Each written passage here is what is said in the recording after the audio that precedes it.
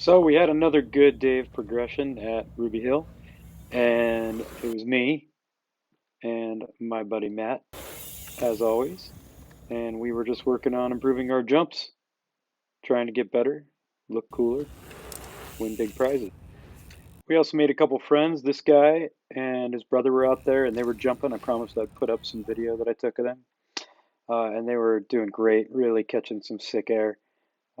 Both riding YT bikes, which I have a fondness for.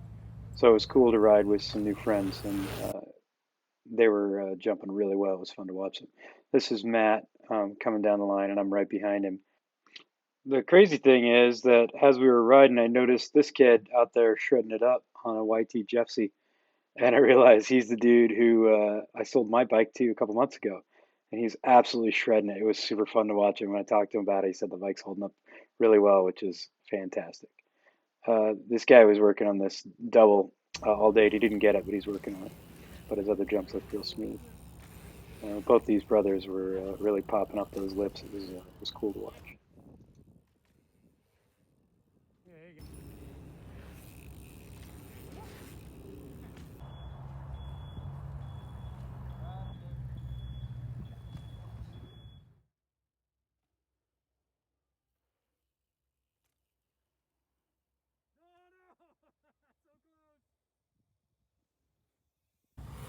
This is that dude that bought my bike again. He was really riding well, and later he got even bigger. Took it over to the whale tail on the big line, and he was just shredding it. He was a no-hander coming out. It was pretty sick.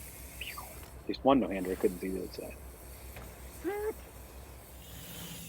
All right, now we get to the super exciting part of the movie, which is the part where I feel like I'm jumping, but I'm actually only catching a couple inches of air.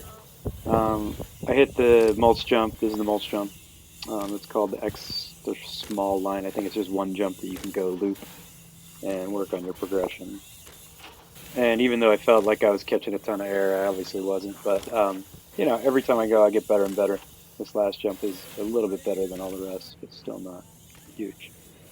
And taking it over to the medium line, I definitely hit the medium line with more confidence than I've ever hit it before. And towards the end of this, progression of just hitting it over and over and over, I was finally landing close to where I should have been. Maybe not entirely. Like my rear tire is almost clearing the hump, so I'm still casing a little bit, but definitely a progression. Definitely feel like I made progress. Little less afraid of being in the air, um, and hurt myself and all that. So I think it was a really, really good day, and I was kind of inspired by the folks around me, which was cool. I think one of this last jumps, I actually land the second jump where I'm supposed to, which is dope.